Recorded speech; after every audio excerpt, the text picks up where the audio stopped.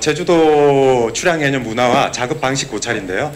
두 가지입니다. 삼척 갈란마을 출향해녀하고 울산 제전마을 육당해녀를 중심으로 좀 비교를 해서 말씀을 드리고요. 그리고 돌미역 작업이 동해안에서 가장 중요한 그 해산물 채취가 돌미역입니다. 그래서 돌미역 작업에 대해서 채취 방식, 건조, 기세 작업에 대해서 말씀을 드리는 걸로 하겠습니다.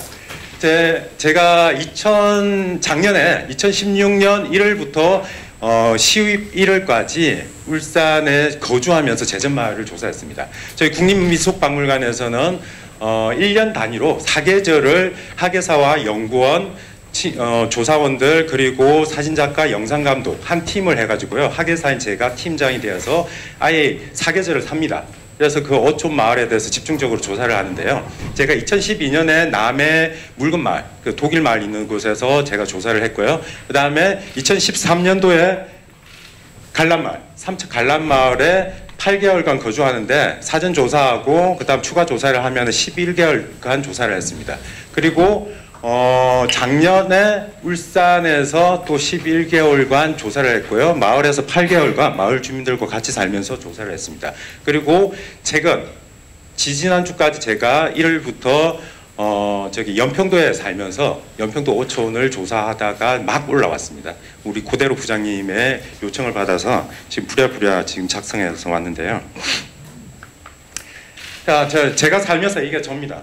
해녀분들하고 직접 살면서 직접 물에도 들어가기도 하고요. 직접 일도 도와드리면서 거의 뭐 계속 물질할 때는 계속 옆에서 주변에서 맴돌면서 계속 같이 생활합니다. 그래서 이렇게 같이 도와드리기도 하고요. 이렇게 미역 작업할 때는 같이 또 미역 작업도 하면서 아침 일찍 미역 채취를 해서 미역을 가지고 오면은 미역 건조하고 그 다음에 또 밤에 또 뒤집기 작업할 때까지 계속 같이 일을 8개월, 9개월 동안 하는데 주로 4월부터 6월까지 이 작업을 합니다. 사실은 지금 출향해녀 이야기하기 전에 먼저 간단하게 말씀드릴게요. 조선시대, 그 다음에 일제강점기, 개항기부터 일제강점기, 그 다음 6, 70년대 세 가지 시대로 나눌 수가 있습니다. 출향해녀는. 그래서 출향해녀의 처음 시작은 사실은 조선시대라고 볼 수가 있죠. 이때는 사실은 중앙관리와 이런 데 과도한 수탈과 뭐 침범 뭐 이런 것들 때문에 사실은 많이 밖으로 나갔습니다. 그래서 출입 금지령도 내리고요. 그래서 주로 경상도와 지리적으로 가까운 경상도와 전라도 해안에 집중되었습니다.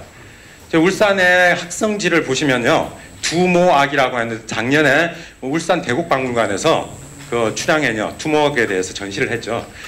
두모악이라고 하는데 여기에 대해서 특히 울산에 많이 왔습니다. 울산이 육지에서는 가장 전복이 좋기로 유명을 한 곳이기 때문에 진상을 해야 됩니다.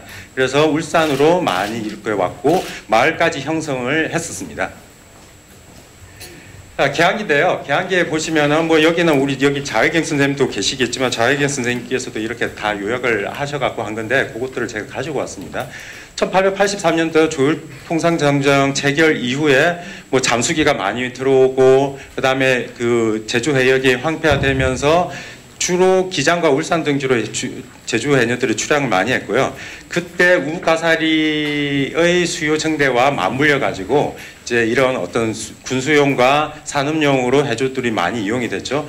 그래서 1916년도 미역가가 조선시대는 주로 미역을 대부분 먹었는데요. 미역이 주 해조류인데 미역을 66배에다가 1930년대 1033배까지 오르게 됩니다. 주로 부산에 모여있던 객주를 중심으로 해서 이렇게 해녀들이 전국 해안으로 이렇게 퍼지게 되고요. 그래서 이런 뭐 소독화라든지 해상 교통의 발달이라든지 이런 것들 때문에 출향 해녀들이 급속하게 늘게 됩니다. 자, 일제강점기 때 보시면 주로 1937년 80년대인데요. 보면 주로 경상도 지역에 많이 집중이 되는 현상을 보실 수가 있습니다. 경상도와 경상북도, 전라남도 쪽 주로 지리적으로 가까우면서도 해산물이 많이 나는 쪽으로 많이 일제강점기 때는 이렇게 집중을 된 걸 보실 수가 있습니다. 근데 1960년대와 70년대 보시면은 경상남도가 처음에는 조금 많다가 그 이후로는 경상북도로 주로 많이 갑니다. 근데 1967년도에 그 해녀 안보내기 운동을 제주도에서 하게 되죠. 이게 이제 그 법적으로 이게 채취를 하게 했다가 이제 그 조약을 파기를 하게 됨으로 인해서 조금 줄어든 게 아닌가 하는데 꼭 그것 때문은 아니지만 어쨌든 급격하게 줄어들게 됩니다. 그래서 1960년대, 70년대 바깥 물질을 하는데요. 방금 말씀드렸다시피 경남 해안에 집중됐던 바깥 물질이 60년대에는 경북 지역으로 몰리게 됩니다. 그리고 60년대 후반부터 바깥 물질이 점진적으로 감소하다가 1970년대 중반 이후로는 거의 보내지 않게 되죠. 그래서 감소 원인을 보면은 이건 제 의견과 여러분들의 의견들이 그냥 모아놨는데요. 그러니까 제주도 내에서 채취되는 토시라든지 우묵가사리, 소라 등의 값이 일단 좋아졌다라고 기존의 학자들이 이야기를 하고 계시고, 그다음 경북도의 입어 관행권 소멸 확인 청구 소송으로 입어 관행 소멸이 됩니다. 그래서 제주도에서 해녀 안 보내기 운동을 함에도 일단 보내기는 하는데 경북 지역이 이것과 맞물려서 많이 줄어드는데 그것과 직접적인 관련성은 좀 있지 않을까 생각이 듭니다. 그리고 1970년대 양식업의 발달. 그러니까 1970년대 육지에서 본격적으로 양식업이 많이 발달하게 되고요. 미역 양식을 많이 하게 됩니다. 그리고 육지 해안의 수산자원 고갈이라든지 육지에 정착한 출향 해녀의 노동력이 또 대체되기도 하고 여러 가지 요인 때문에 안 보내게 됩니다. 그다음 시대를 이렇게 간략하게 하면 꼭 이렇다고 할 수는 없지만 조선시대 보면은 과다한 공납 때문에 출향을 하게 되고요. 조선시대 그리고 주로 잡았던 게 전복입니다. 그리고 이 출향 인솔자는 뭐 딱 해녀 남편이라고 하기 그런데 이렇지 않을까 하고요. 개항기 때는 어장 파괴라든지 수익이 많이 됐죠. 그다음 우묵가사리 뭐 이런 천초 해초류들이 주였고요. 그다음 객주 해조류 상인이죠. 일본 해조류 상인에 의해서 많이 퍼지게 되고요. 60, 70년대는 수익인데 미역입니다 주로. 그리고 해녀 사공이라고 해서 육지에 있는 마을의 청년들 혹은 남성들이 제주도까지 직접 내려와서 10명에서 20명 정도를 모집해 갑니다. 모집해서 데리고 가면은 거기에서 해녀들이 해산물을 채취하면 거기에서 일할을 가지게 됩니다. 그러니까 20명을 데리고 가면은 해녀보다 2배 정도의 더 수익을 받게 되죠. 이제 삼척 출향 해녀에 대해서 본격적으로 제가 말씀드리겠습니다. 지금 현재 예전에는 많았지만 지금 현재 활동하고 있는 출향 해녀는 5명입니다. 근데 이 5분이 다 미역 채취도 하고 다 합니다. 이 마을 내뿐만 아니라 주변 마을도 다 책임지고 있는 분들입니다. 그럼 결혼 현재 연세를 보면은 70대 초반에서 중반 정도 되고요. 결혼한 연령을 보면은 뭐 10대도 있었고요. 그다음에 20대 초중반까지 이렇게 했었고 60년대에서 70년대 중반까지 혼인을 했습니다. 근데 이 5분이 갈란마을에서 가장 부자입니다. 그러니까 민박도 하면서 업도 하면서 건물도 3층 건물도 있고 이분은 집이 3채나 있고요 마을에. 그러니까 이 해녀들이 왜 부자냐면 처음엔 다 초가집이었는데 이분들이 와가지고 해녀들이 와가지고 열심히 물질을 해가지고 다 집안을 이렇게 세워서 그 당시에는 바닷가 집이 좀 쌌지만 지금 현재는 이 바닷가 집이 제일 비싼데 여기에서 3층짜리 건물을 이분은 2채, 3채를 가지고 있고요. 그 외에도 이 5분이 이 마을에서 제일 최고 부자들입니다. 그만큼 이 해녀들이 그만큼 억척스럽고 했다는 것들을 알 수가 있는 증거들이죠. 이 5분들입니다. 이 뒤에 저희 팀들이고요. 근데 안타까운 건 이 분들이 이렇게 악착같이 열심히 또 물질도 하고 하는데 이 한겨울입니다. 제가 1월 달에 투입됐는데 1월 달에 이 물질을 하고 있는데요. 이렇습니다. 불턱도 없고 탈의장도 없고 아무것도 없어요. 아무것도 없으니까 그냥 제일 한켠에 그냥 박스하고 나무떼기 피우면서 잠깐 몸 녹이고 삶은 계란 드시고 이렇게 하고 있거든요. 굉장히 열악하게 물질을 하고 있습니다. 해산물은 제주도하고 좀 다릅니다. 해산물 채취하기 위해서는 5,000개하고 해녀들이 입어료를 내야 되거든요. 근데 각 그 마을마다도 다 다르거든요. 근데 이제 이 마을 같은 경우는 갈란 마을 같은 경우는 미역이 가장 중요한데 7대 3으로 합니다. 또 울산 같은 데는 또 달라지고요. 좀 이따 보실 텐데. 그래서 가장 비중이 큰 미역, 전복, 해삼 이 세 가지인데요. 주로 10을 잡으면은 7은 5천 개에 지급하고 나머지 3 정도를 하는데 해삼은 이쪽에서 해녀들이 좀 많이 하고 있고요. 미역입니다. 이제 미역 중심으로 좀 이따 말씀드릴 텐데 이 미역을 하는 방식이 굉장히 복잡합니다. 여기 같은 경우는 공동 채취, 개별 건조, 개별 판매를 하는데 한 장에 한 7,000원 정도 하는데요. 울산 미역은 제전마을 같은 경우는 20만 원 합니다.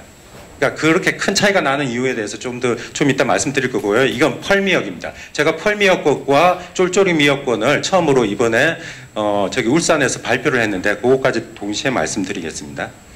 자, 울산 제전마을부터 말씀드릴게요. 울산 제전마을은 육당 해녀입니다. 육당 해녀라고 하는 거는 출향 해녀, 제주도 출향 해녀들이 아니라 육지에서 배운 해녀들인데요. 현재 24명인데 물질하는 애는 13명입니다. 그러니까 60, 70년대 제주 해녀들이 5, 60명 바깥 물질을 했었고요. 일단 했었는데 지금은 없고요. 근데 제주 해녀에 비해서 물질 실력은 현격하게 떨어집니다. 왜냐하면 제가 제주 해녀만 있는 마을에서 1년 동안 조사했고 여기는 육당 해녀만 있는 곳에서 또 제가 1년 동안 조사를 했는데 그 실력이 어마어마하게 떨어집니다. 나이도 근데 해녀는 물질 뭐 오래 하는 것도 중요하지만 다 아시겠지만 위치 어디에 뭐가 있는지를 다 알아야 되고 그다음 힘도 세야 되고 뭐 이런 것들이 다양한 요소들이 필요한데 제주 해녀들에 비해서 이렇게 떨어지는 이유가 보통 20대 중후반에 물질을 배웁니다. 결혼해서 와가지고 물질을 못하다가 제주 해녀들이 하는 물질을 보고 조금씩 따라하는데 울산 그 해역이 좀 수심이 낮습니다.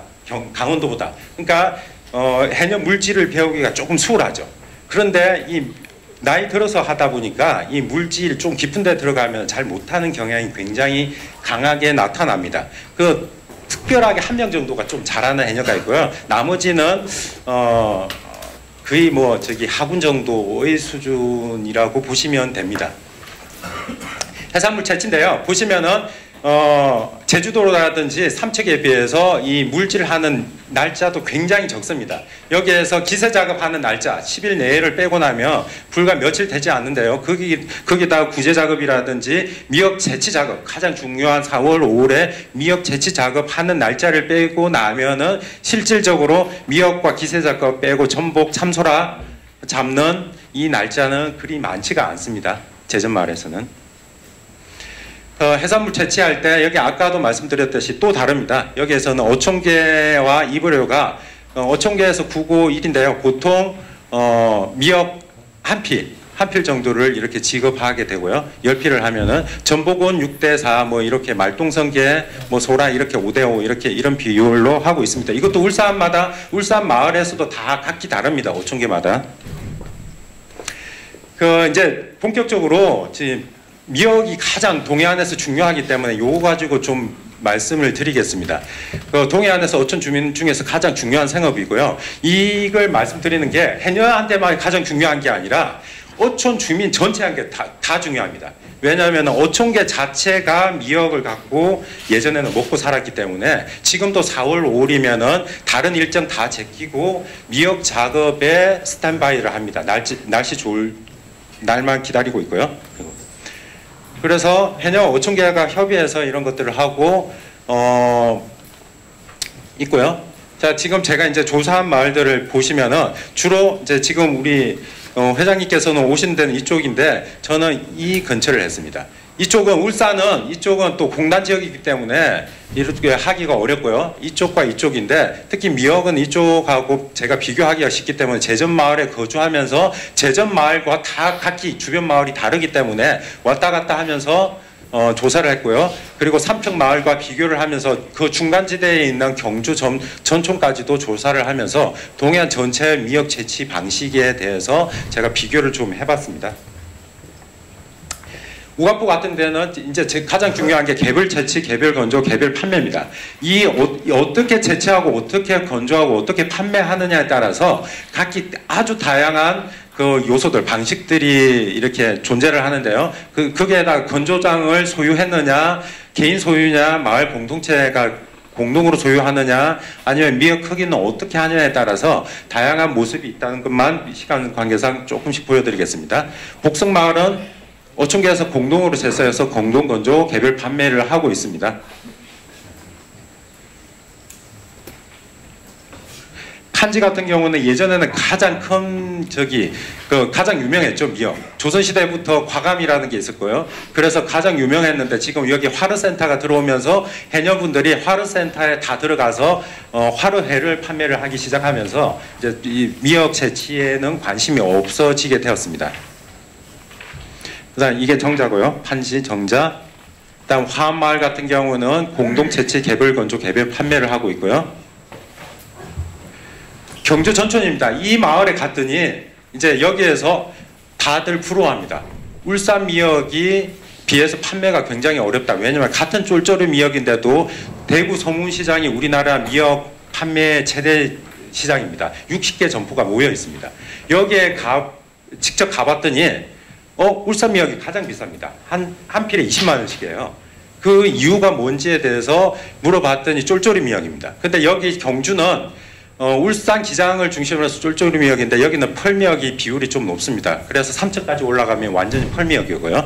그래서 이분들이 우가포라든지 이런 울산 제전마을의 미역이 질이 좋은 것들을 이미 알고 있고 굉장히 부러워하고 저한테도 좀 어떻게 중매상을 연결 좀 해달라고 부탁을 굉장히 많이 들었습니다.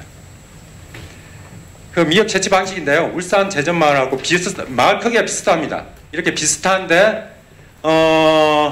뭐 여러 가지 있는데 이건 좀 이따 넘어가고요. 나중에 책을 보시면 될 것 같고 이 두 개를 비교해 보겠습니다. 이제 미역바위라는 게 있는데 미역바위는 다 판매를 하고 그때 미역 주인들을 어촌계원들이 그 추첨을 통해서 이렇게 추첨을 합니다. 자기 바위가 되는 거죠. 이렇게. 그래서 이 어떻게 작업선이 제전마을 같은 경우는 각각 한 척씩 합니다. 근데 삼척 갈란마을 같은 경우는 공동으로 다 하고 있고요. 여기 공동으로 하느냐 개별적으로 하느냐에 따라서 이 다양한 방식이 존재하게 됩니다. 그래서 울산 제전마을 같은 경우는 공동 채취, 공동 건조, 공동 판매를 하고요. 이거의 장점은 뭐냐면은 해녀, 선주, 어촌계원 등 다수가 수익금을 분배하는 방식이고요. 단점은 해녀, 작업성 등 경비 지출이 많습니다. 사실은 노동력 과잉 투입이 돼요. 근데 또 나중에 말씀드리겠지만 굉장히 큰 장점이 있습니다. 대신에 삼척 갈란마을 같은 경우에는 공동 채취를 하고 나서 이후로는 개별 건조, 개별 판매를 합니다. 굉장히 효율적인데요. 대신에 소수의 해녀와 일명의 선주의 수익이 집중되는 방식입니다. 그래서 울산 제전마을 같은 경우는 각각 미역바위마다 한 척씩 다 해녀들도 각각 별도로 가서 작업을 하게 되고요. 이렇게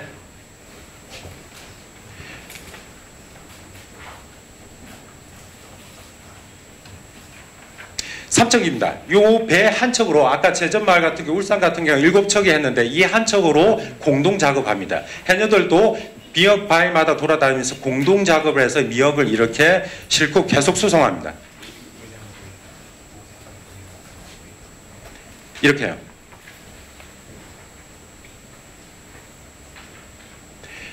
그래서 건조 방식도 다른데요. 그 울산 같은 경우에는 인공 건조를 합니다. 이렇게 장단점이 각기 있습니다.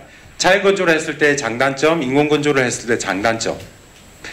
뭐 장점은 당연히 날씨 영향을 적게 받는 거죠. 자연 건조를 했을 때는 시설비, 유류비가 없어서 단가가 굉장히 낮출 수 있지만 날씨의 영향을 굉장히 많이 받고요. 그 다음에 상품의 질이 안 좋아질 수가 있습니다. 좀 습한 바람이 분다든지 하면은 누렇게 되기 때문에. 제전마을입니다. 제전마을은 이렇게 이렇게 옮기자마자 한나절 건조하고 바로 저녁에 바로 건조장으로 보냅니다. 그래서 그 이후로는 인공 건조를 하게 되고요. 이렇게 인공 건조를 합니다. 이건 삼척 갈란마을인데요. 순수하게 자연 건조를 합니다. 이렇게.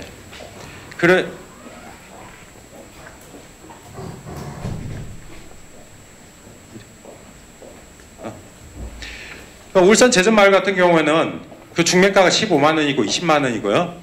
그런데 삼척 관람마을 같은 6,500에서 7,000원 합니다. 요 이유에 대해서는 좀 이따 다시 말씀드리겠고요. 그래서 제가 그 서문시장에 갔더니 대표 상품으로 울산 돌미역을 내놓습니다. 그래서 울산 돌미역을 가지고 이렇게 하는데 실제 순수익은 이거보다 조금 더 많기는 합니다. 미역만 가지고. 이거는 그냥 한 사람이 했을 때고 또 다른 사람 걸 구입하기도 하거든요. 그래서 65세 노령 인구가 딱 65%에 달하기 때문에 이 순수익, 실제로 800만 원의 총수익인데 재방경비 제하고 나서 한 500만 원 정도의 순수익도 이분들한테 굉장히 큰 수익이고요. 관람마을 같은 경우에는 수익이 굉장히 낮습니다. 그래서 대부분 해녀들에게 미역바위를 판매합니다. 그래서 해녀들 한 사람이 보통 10개 미역바위 이상을 구입을 하게 되고요. 그래서 해녀들에게 재화가 거의 집중이 됩니다. 그래서 이쪽 해녀들은 굉장히 부자고요. 여기 해녀들은 뭐 부자는 아닙니다. 그래서 근데 이 미역은 굉장히 이게 한 3천만 원치 정도 됩니다. 그래서 제가 울산 미역 서문시장을 갔습니다. 점포가 딱 60개 있는데요. 다 모여 있습니다. 전부 다 울산 돌미역, 울산 원산지, 울산각, 울산 뭐 단무용으로 해갖고 다 울산 미역을 이런 식으로 대표 상품으로 내놓고 있습니다. 그만큼 비싼데요. 다 산모용으로 이렇게 하고 있습니다. 이게 삼척 관람마을일 거고요. 여기서는 주로 울산으로 넘어가지 못하고 강릉에 가서 판매를 하고 있습니다. 이렇게 본인이 직접 가야 되고요. 이 기세 작업을 하는데 한 마을에서 아까 제전마을 같은 경우는 기세 작업하기 위해서 한 사람당 총계원 한 사람당 210만 원 정도 들고요. 마을 전체로 보면 1억 이상이 듭니다. 미역 바위 깎느라고. 그 정도로 굉장한 그 일이고요. 이제 쫄쫄이 미역과 펄미역인데 명확한 구분은 없습니다. 근데 쫄쫄이 미역이 아까 20만 원 했던 거고 펄미역이 6,000원, 7,000원 했던 건데요. 일단 쫄쫄이 미역은 줄기가 길고 잎과 줄기의 폭이 좁고 두꺼우며 울산 쫄쫄이 미역을 하나의 기준으로 볼 수가 있을 거고요. 경주 포항으로 올라가면 펄미역 비중이 조금씩 높아지다가 영덕 울진 기점으로 펄미역이 됩니다. 그래서 경주하고 포항은 쫄쫄이 미역권과 펄미역권을 경계선에 있기 때문에 경주 포항 사람들은 두 미역권을 압니다. 근데 삼척 위로 올라가면 쫄쫄이 미역을 모릅니다. 쫄쫄이 미역을 못 봤거든요. 근데 울산 분이나 기장 분들은 쫄쫄이 미역에 대해서는 아는데 펄미역을 알죠. 왜냐하면 기세 작업을 열심히 하지 않으면 펄미역이 되니까요. 이게 쫄쫄이 미역입니다. 보시면은 줄기 위주입니다. 기세 작업을 함으로 인해서 포자가 촘촘하게 붙고 울산 해안이 수심이 얕고 태양빛을 많이 보고 하기 때문에 줄기 위주로 이렇게 자랍니다. 그리고 굉장히 육질이 단단하고요. 대신에 삼척 펄미역은 잎사귀가 굉장히 많고요. 이 단단하기가 울산 거에 비해서 굉장히 물렁물렁한 수준입니다. 그래서 이렇게 큰 차이가 난다고 보시면 되고요. 그래서 쫄쫄이 미역권을 보시면 울산, 기장, 경주, 포항 정도를 보시면 될 것 같고요. 동지를 전후로 해서 10일 내외로 작업을 합니다. 그래서 울산 제전마을은 기세 작업하는데 이게 마을 해녀만 가지고 못 하거든요. 그래서 주변 해녀를 총동원합니다. 50명, 60명 정도 타지 해녀를 하고요. 그다음에 해녀 이거 할 때 해녀만 일을 하는 게 아니라 해녀 해녀 식사 준비하는 사람, 그다음에 기세 호미 가는 사람, 칠척의 운반선 총 동원됩니다. 그래서 한 마을에 90명 내지 100명이 동원된다고 보시면 되고요. 그래서 기세 작업할 때 어마어마한 동원이 되고 있고 돈도 어마어마하게 들어갑니다. 그래서 근데 여기서 중요한 게 새로운 실험을 하게 됩니다. 전부 다 이렇게 하는데 스킨스쿠버를 한번 투입하게 됩니다.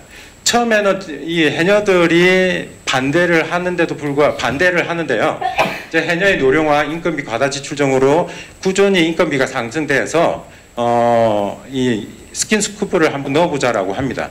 근데 이 해녀들이 반대해서 안 했는데 이번에는 격렬한 논의 끝에 스킨스쿠버를 넣어봅니다. 그 결과 스킨스쿠버 넣으면 당연히 경비 절감되죠. 60%의 경비 절감 효과가 났습니다. 그럼에도 스킨스쿠버 투입을 주저하는 이유는 있습니다. 마을에서. 일단은 해녀의 입지가 좁아질 것을 우려하는 해녀의 반대가 있고요. 일단 미역바위 주인 다수가 반대합니다. 경비 지출의 주체이면서 기세 작업에 참여하는 해서 수익을 또 본인들이 창출하거든요. 홈이 가는 사람, 밥하는 사람, 작업소 운행하는 사람들도 그 기세 작업을 하면서 자기가 돈을 내고 자기가 그 돈을 그대로 받아오는 순환 구조입니다. 그래서 수요에 비해서 노동력 공급 과잉으로 비효율적인 것은 사실인데 기세 작업에 지출되는 1억 원이 마을 내에서 순환되면서 다시 재분배됩니다. 그러나 스킨스쿠버를 투입하게 되면 이런 재화의 순환 구조가 깨지는 걸 이미 알고 있습니다. 그러니까 스킨스쿠버를 하면은 이 사람한테 돈을 다 투입하고 이 사람이 그냥 돈을 다 가지고 가버리게 되거든요. 근데 굉장히 비효율적이지만 마을 해녀들이 기세 작업을 함으로 인해서 이게 마을 주민 전체가 내가 돈을 내가 다시 가지고 가는 겁니다. 그래서 재화가 마을 내에서 순환되는 거죠. 이 구조가 알고 있기 때문에 이제 대다수의 주민들은 이 스킨스쿠버를 투입하는 걸 반대를 하고 있고요. 그래서 노동력 과잉 투입의 이유는 역시 비효율적인 작업 방식, 그럼에도 채취 작업, 기세 작업 5천 개 의원이 골고루 참여함으로써 지출과 소득이 마을 내에서 순환하는 구조이고요. 그래서 공동체 가치를 우선으로 하는 방식이라고 보시면 됩니다. 그래서 기세 작업을 이렇게 하고 있고요. 그래서 호미를 이렇게 한 사람이 10자루씩 이렇게 갖고 가게 되면은 끊임없이 계속 하루 종일 갈고 또 그 배를 가지고 해녀들한테 투입하고 계속 하거든요. 이런 분들도 다 일당이 지급되는 거고. 근데 펄미어권으로 올라가게 되는 3초. 기세 작업에 관심이 적습니다. 이유가 있습니다. 수심이 얕은 곳에서 줄기세 작업을 할 뿐이지 깊은 곳에서 6m, 7m, 8m까지 내려가는데 기세 작업할 수가 없습니다. 해녀들이. 그리고 울산과 같이 우리 수면 해녀 투입할 수가 없어요. 강원도 우리 그 고부장님 아시겠지만 강원도는 해녀가 없습니다. 거의 뭐 이렇게 한 마을에서 50명, 60명 투입해갖고 그거가 할 여력도 없고요. 그거 한다고 해서 그 인건비가 안 나옵니다. 미역값이 하도 싸기 때문에요. 그래서 이유는 수심이 깊고요. 그 기세 작업을 얻을 수 있는 수익이 높지 않고 동원할 해녀가 상대적으로 굉장히 희박하기 때문에 기세 작업 거의 하지 않고 형식적으로 어쩌다 한 번씩 합니다. 그래서 울산 제전마을 같은 경우 공동채취, 공동건조, 공동판매하고요. 공동채취, 개별건조 하는데 어떤 게 좋다, 나쁘다 이야기할 수는 없습니다. 마을의 상황에 따라 다르기 때문에요. 그래서 울산 제전마을 같은 때는 이런 장점과 이런 단점이 있고요. 삼척은 이런 장점과 이런 단점이 있습니다. 그래서 울산 같은 경우는 쫄쫄이 미역권이기 때문에 대대적인 기세 작업을 하게 되고, 삼척 같은 경우는 형식적인 줄 기세, 그냥 형식적으로 하더라도 그냥 슥슥슥 하고 만다는 겁니다. 그래서 울산 제전마을 같은 경우는 작업 방식이 비효율적이지만 재하의 수농 구조를 가지고 있습니다. 대신에 비효율적인 재하가 독점되는 구조인데 이걸 나쁘다고 할 수가 없습니다. 왜냐하면 삼척 같은 경우에는 미역이 그렇게 수익이 높지 않기 때문에 어촌 개원들이 해녀들한테 다 미역발을 팔아버리거든요. 팔기 때문에 뭐 어촌 개원들도 뭐 노동력 들이지 않고 뭐 100 몇십만 원씩 이렇게 또 돈을 그냥 받을 수 있고, 해녀들은 그만큼 자기의 노동력을 투입해가지고 그만큼 열심히 해갖고 또 재화를 많이 모으기 때문에 이게 어떤 게 좋다고 할 수도 없는 상황입니다. 왜냐하면 그 환경이 그렇기 때문에요. 이제 마지막으로 마무리하겠습니다. 제주 출향해녀 일제강점기 때 60, 70년대 가족의 생계를 책임졌던 게 출향해녀죠. 해녀 문화의 출향해녀는 해녀 문화의 확장이라고 할 수가 있고, 현재까지 동해, 서해, 남해 이쪽에서 해산물 채취의 주역으로 여전히 지금 출향해녀들이 활동을 하고 있고요. 출향해녀는 제주 해녀의 역사의 일부라고 할 수가 있죠. 그래서 제가 이 출향해녀를 2년에 걸쳐서 조사하면서도 우리 한라일보에서 이런 작업을 하는 데 대해서 굉장히 감사하게 생각한 게, 육지해녀, 출향해녀도 한 4천여 명이 되는데 전혀 연구 성과라든지 이런 것들이 거의 없는 상황에서 이런 것들을 제주도에서 먼저 이렇게 이렇게 관심을 가지고 지원을 하기 위해서 이런 또 많은 그 노동력과 연구 이런 시간을 투입해 가지고 조사를 해줬다는 데서 굉장히 감사하게 생각하고 있습니다. 제주도 해녀의 지원 정책은 뭐 다들 아시다시피 울산 해녀의 집이 지금 10개의 마을에서 건립되어 있습니다. 이거 제주도 와서 제주도 해녀들하고 많은 분들이 와서 직접 여기 보고 보고 가서 울산의 시의원하고 이렇게 합심해서 이런 것들을 건립하게 되었는데요. 여기 제주도가 롤 모델이 되었고요. 그 다음에 통해안 전역에서 확산되고 있는 잠수복 지원 정책, 이 역시 제주도를 롤 모델로 삼았는데 각 지자체마다 조금씩 지원 방식이라든지 비율이 다릅니다. 그래서 제가 울산에 해왕 잠수복하고 울산 잠수복사도 다 조사를 했는데요. 그 울산 잠수복하고 해왕 잠수복에서 동해안 전역의 90% 이상의 잠수복을 책임지고 있습니다.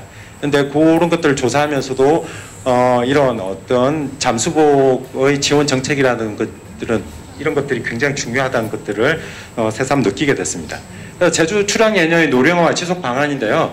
이 뭐 뚜렷한 방법은 없을 것 같습니다. 왜냐하면 지자체의 역할인데 각 지자체마다 상황이 다르고 원체 소수이다 보니까 강원도 같은 경우에는 얼마 되지 않는데 이 힘이 없기 때문에 여기에 영향력을 제주도 같이 이렇게 뭐 할 수가 없기 때문에 뭐 탈의장 건립이라든지 지원 확대, 의료비 지원 확대 일부 되고 있지만 아주 미미한 수준이고요. 마을 어촌계 내에서도 조정이 좀 필요하다고 생각합니다. 제가 조사하다 보니까 어촌계와 이불의 조정인데 좀 해녀들이 노동력 그 겨울에 와서 그렇게 몇 시간씩 이렇게 하는데 좀 지나치게 많이 입오료가 책정되지 않았나. 물론 예전에 비해서는 조금씩 이렇게 좀 마을 어촌계하고 협의해가지고 조정하고 있는 추세이지만 이런 것들이 좀 더 조정이 돼야 되지 않나라는 생각이 들었고요. 그다음 서해하고 남해 같은 경우에는 이게 방식이 다릅니다. 어촌계에서 하는 게 아니라 선주가 어촌계로부터 마을 어장을 임대해가지고 해녀를